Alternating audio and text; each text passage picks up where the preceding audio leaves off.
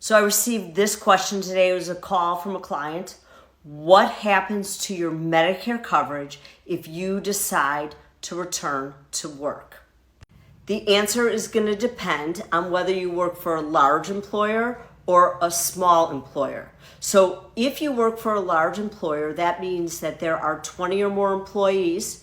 You can disenroll from Medicare Part B, and you can have your group plan as your primary insurance. If, on the other hand, you work for a small employer, which is 19 or less employees, then your group plan is secondary to Medicare, which means you need to keep Medicare Part B, and you can assess, should you use the group plan as a secondary payer, or are you better off with a Medicare supplement plan?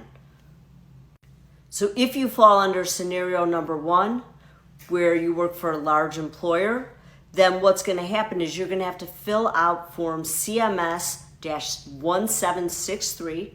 You're going to submit that to the Social Security Administration. You can't just disenroll online.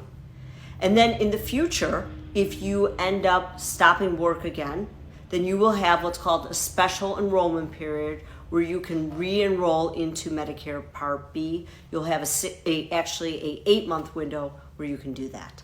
One thing I do want to add, if you fall under scenario number one, you also should compare the group plan to Medicare and make sure that leaving Medicare from a dollar standpoint is going to make sense, because it could make sense to stay, even though you have the option to leave.